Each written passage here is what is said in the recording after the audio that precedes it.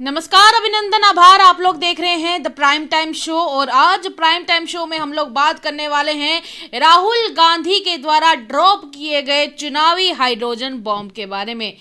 रही बात राहुल गांधी की, तो आज राहुल गांधी के द्वारा एक प्रेस कॉन्फ्रेंस की गई है और उस प्रेस कॉन्फ्रेंस में उन्होंने हरियाणा में हुई वोट चोरी के बारे में बात की है। ऐसे में उनका ये कहना है कि एक बार फिर से वोट चोरी देखने को मिली है और वो भी हरियाणा में। और आज वो मीडिया के सामने भी आए, मीडिया से बातचीत भी की और एक के बाद एक काफ़ी सारे फैक्ट्स जब निकालते गए तो सीधा इलेक्शन कमीशन ऑफ इंडिया और दूसरी तरफ सेंटर में बैठी हुई भारतीय जनता पार्टी की सरकार के ऊपर सीधा निशाना मारा। अब चलिए, रही बात हाइड्रोजन बॉम्ब की, तो आपको हाइड्रोजन बॉम्ब का एक छोटा सा स्नीक पीक भी देते हैं। शुरुआत करते हैं। राहुल गांधी जी ने जब ये कहा, शुरुआत में जब उनसे बात कर रहे थे तो उन्होंने बात करते करते कहा कि कहीं ना कहीं इलेक्शन कमीशन ऑफ इंडिया और दूसरी तरफ सेंटर में जो भारतीय जनता पार्टी बैठी हुई है, इन दोनों ने मिलकर डेमोक्रेसी को खत्म कर दिया है। इस लेवल पे हो रहा है, सेंट्रलाइज तरीके से हो रहा है। ये बीजेपी और इलेक्शन कमिश्नर के कल्यूजन से हो रहा है। ये इलेक्शन कमीशन के बिना नहीं हो सकता है। ये एक इलेक्शन कमीशन की अथॉरिटी के बिना नहीं किया जा सकता है, क्योंकि अगर इलेक्शन कमीशन को डुप्लीकेट्स हटानी हो, पिक्चर्स हटानी हो, ब्राजीलियन फोटो नहीं डालनी हो, वो 2 मिनट का काम है। That is the fact. तो इन तीनों ने और नरेंद्र मोदी जी ने और अमित शाह ने मिलकर हिंदुस्तान की डेमोक्रेसी को खत्म कर दिया है। हिंदुस्तान के कॉन्स्टिट्यूशन पर यह आक्रमण है, अंबेडकर जी के कॉन्स्टिट्यूशन पर यह आक्रमण है। और अब यही सिस्टम जो हरियाणा में लागू हुआ, उससे पहले महाराष्ट्र में, मध्य प्रदेश में, छत्तीसगढ़ में, यही सिस्टम बिहार में लागू होगा। राहुल गांधी का कहना था कि लगभग 25 लाख इलेक्टर्स ऐसे थे जो हरियाणा के चुनावों के दौरान फेक थे। ये एक और सीधा निशाना साधा गया है, और किसी के द्वारा नहीं बल्कि राहुल गांधी के द्वारा। राहुल गांधी ने आज जब प्रेस से बातचीत की, मीडिया से बातचीत की, तब उससे पहले उन्होंने सारे के सारे फैक्ट्स को एक प्रेजेंटेशन के माध्यम से साझा किया और फिर उसके बाद जैसे जैसे फैक्ट्स निकलकर सामने आने लगे वैसे वैसे वो जानकारी देने लगे। जानकारी में उन्होंने यहाँ तक साझा किया कि इलेक्शन कमीशन ऑफ इंडिया लोगों से, खास करके जितनी भी भारत की जनता है, उस सबसे झूठ बोल रही थी, और वो भी सरेआम। उनका यहाँ तक ही नहीं कहना था, उनका कहना था कि लगभग 25 लाख इलेक्टर्स तो ऐसे थे जो सब के सब फेक थे हरियाणा के पोल्स के दौरान। और ऐसे में उनका यह भी कहना था कि इन 25 लाख वोट्स में से लगभग 5,21,619 वोट्स ऐसे थे जो कि डुप्लीकेट थे।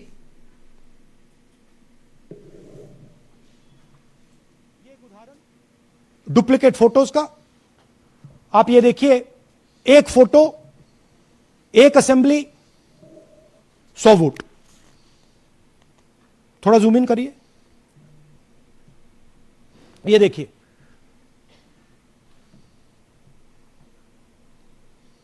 रेहाना, ये देखिए, अलग अलग नाम, सेम फोटोग्राफ। बेगम, सलीम खान,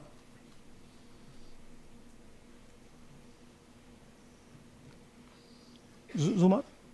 क्यों?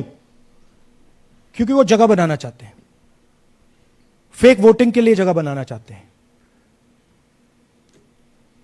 आप सोचोगे कि भाई एक फोटो, एक असेंबली में 100 वोट बहुत बड़ी बात है। नहीं, ये लो 223 वोट 2 बूथ में। हमने आपको पहले दिखाया, थोड़ा स्क्रॉल कीजिए, ये देखिए, ये 2 पोलिंग बूथ की लिस्ट है। ये इनका चेहरा आना शुरू होता है, सोनिया देवी, विक्रम सिंह, गुरदीप सिंह, नीलम। थोड़ा तेज जाइए, दिखाते जाइए, ये देखिए, एक चेहरा 223 बार 2 बूथ में। अच्छा, लोकसभा में ये 1 बूथ में थी, विधानसभा में 2 बूथ में कर दिया। You can go back. यह कारण है कि सीसीटीवी डिस्ट्रॉय होता है, कि इलेक्शन कमीशन यह नहीं दिखाना चाहता कि वोट कौन कर रहा है, कब कर रहा है, क्योंकि इन फोटोज को लेकर फेक वोटिंग हो रही है। अगर इस व्यक्ति के पास फेक आईडी है 10, 15, 20, जितने भी वोट करनी है कर सकती है। That is the idea. Space बनाना, जगह बनाना चीटिंग के लिए। यह देखिए दूसरे तरीके का 1,24,000 ब्लर्ड फोटोज कि आप जाओ, आपका चेहरा देखा, जी करा तो वोट करवा दिया, नहीं तो नहीं करवाया। Flexibility for cheating. तो यानी कि 1,24,177 वोट ऐसे थे जो कि फेक फोटोग्राफ्स का इस्तेमाल करके बनाए गए थे। और इसी के साथ राहुल गांधी का यह भी कहना था कि 5,21,619 वोट्स ऐसे थे जो कि डुप्लीकेट थे।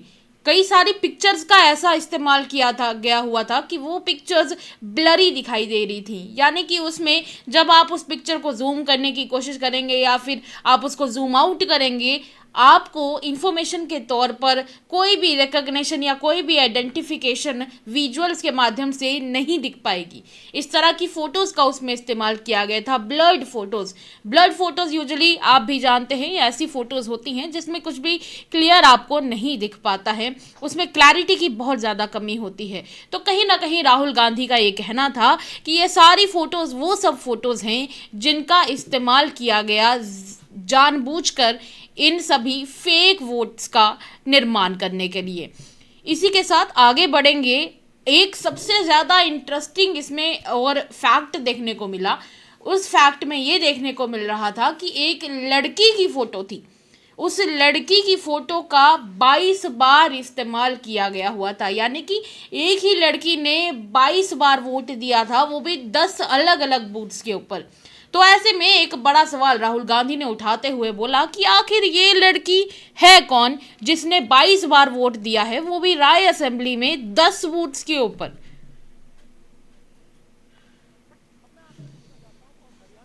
से पूछना चाहता हूं, हरियाणा की जनता से पूछना चाहता हूं कि ये कौन है, इसकी एज क्या है, ये कहां की है, इसका नाम क्या है।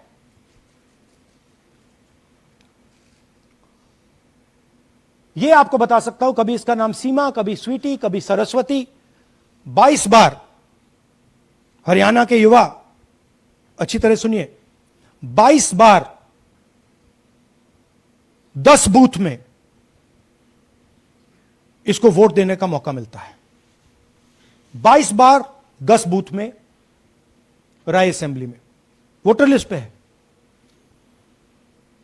कहां की है? ब्राजील की है, हरियाणा की नहीं है, हिंदुस्तान की नहीं है, ब्राजील की है, मॉडल है, हरियाणा की वोटर लिस्ट पे है। चेक करना है तो वो उस पे आप उसको स्कैन कर दीजिए, देख लीजिए। इससे क्या पता लगता है? इससे पता लगता है कि ये सेंट्रलाइज्ड ऑपरेशन है। क्यों? क्योंकि ये 10 बूथ में इसकी फोटो आती है। इसका मतलब ये बीएलओ का काम नहीं है, ये सेंटर से डेटाबेस में ये डाला गया है। ब्राजील की महिला 22 बार 10 बूथों में हरियाणा में वोट कर रही है। ऐसे में जब इस लड़की की इंफॉर्मेशन को निकाल कर देखा गया तब पता चलता है कि एक तो ये कि इसने 22 बार वोट किया था, दूसरा ये इसने 10 अलग अलग बूथ्स के ऊपर वोट किया था, तीसरा ये कि ये सब कुछ राय असेंबली में हुआ था। और उसके बाद जब और ज़्यादा छानबीन की जाती है, डीप छानबीन की जाती है, तब ये पता चलता है कि दरअसल ये लड़की एक ब्राज़ीलियन मॉडल है। जिसको देखते हुए बाद में राहुल गांधी का ये कहना था कि इस सब को देखकर एक बात समझ में आ रही है कि ये एक सेंट्रलाइज्ड ऑपरेशन है, यानी कि ऐसे में जो बड़ी बड़ी एजेंसीज हैं वो मिली हुई हैं और कहीं ना कहीं ये जो 25 लाख वोट्स की चोरी हरियाणा में हुई है उसका जिम्मेदार सेंटर है। तो ये कई तरह के इल्ज़ाम थे जो आज राहुल गांधी ने लगाए थे, और भी कई सारे बड़े बड़े इल्ज़ाम थे, पर इनमें से कुछ जो बड़ी हाइलाइट्स थी वो हमने आपके सामने रखने की कोशिश की। और दूसरी तरफ रही बात राहुल गांधी की, उनका पहले से ही कहना था कि उनकी ये वाली प्रेजेंटेशन एक हाइड्रोजन बॉम्ब से कम नहीं होने वाली है। पर दूसरी तरफ अगर देखा जाए बिहार के चुनावों की तरफ, जी हाँ, बिहार में चुनावी सरगर्मियां चल रही हैं, इलेक्शन सर पर हैं, पर ऐसे में जहां पर ऐसे में जहां बिहार के लिए हमारे प्रधानमंत्री नरेंद्र मोदी खुद बिहार पहुंच रहे हैं, वहां पर कैंपेनिंग्स पे कैंपेनिंग्स चल रही है। और इनफैक्ट बिहार में तो ये भी देखने को मिला कि कुछ लोगों ने प्रधानमंत्री नरेंद्र मोदी जी की आरती तक उतारी।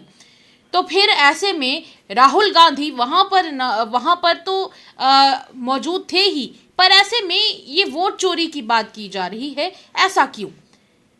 क्या ये सब कुछ बिहार के इलेक्शंस को जीतने के लिए एक मुद्दा है? क्या बिहार में जीत हासिल करने के लिए कांग्रेस अब ये कर रही है? ये एक बड़ा सवाल है। और दूसरी तरफ रही बात बिहार की, अभी भी ऐसा माना जाता है कि बिहार में लोगों के पास मूलभूत सुविधाएं अभी तक नहीं है, यानी कि जिस बिजली और पानी के लिए आप लोगों को ज़्यादा कुछ करने की ज़रूरत नहीं पड़ती है, बिजली आपके घर हमेशा आती रहती है, पानी आपको रोज़ मिल जाता है, वहाँ पर लोगों के पास ये बिजली पानी रोज़ नहीं है। पर ऐसे में जब राहुल गांधी वहाँ पर बात कर रहे हैं वोट चोरी की, और वोट चोरी के बेसिस पर ही वहां पर कांग्रेस अपना चुनाव लड़ रही है, तो फिर क्या कांग्रेस वहां जीत हासिल कर भी पाएगी या नहीं कर पाएगी, ये बड़ा सवाल रहेगा। क्योंकि वहां पर क्योंकि देखिए, जाहिर सी बात है, जब ऐसा कहा जाता है कि जब पेट की आग लगती है तब इंसान की शराफत को वो सबसे पहले खा जाती है। इंसान सच और सही और गलत के बीच में भेद करना सबसे पहले भूल जाता है। ऐसे में सबसे बड़ा सवाल ये उठता है कि राहुल गांधी अपनी तरफ से वोट चोरी के लिए एक के बाद एक प्रेजेंटेशंस तो दे रहे हैं, पर क्या इसमें वो बिहार की जनता का दिल जीत भी पाएंगे या नहीं जीत पाएंगे, ये बड़ा सवाल है। और एक सवाल और भी है कि ये जो आज के दिन हाइड्रोजन बॉम्ब की राहुल गांधी बात कर रहे थे कि ये एक हाइड्रोजन बॉम्ब रहने वाला है, ये एक प्रेजेंटेशन और ये प्रेस कॉन्फ्रेंस, क्या ये एक्चुअली में एक हाइड्रोजन बॉम्ब के तौर पर उतर भी पाएगा खरा या नहीं? ये तो अब बिहार के लोगों को फैसला करना है कि वो किस पार्टी को वोट देकर जीत दिलाना चाहते हैं। और क्या ये बिहार चुनाव की जीत के लिए किया जा रहा है, वो तो अब आप लोग ही फैसला कीजिए। फिलहाल के लिए प्राइम टाइम शो में इतना ही, मिलेंगे अगले एपिसोड में, तब तक के लिए इजाज़त दीजिए।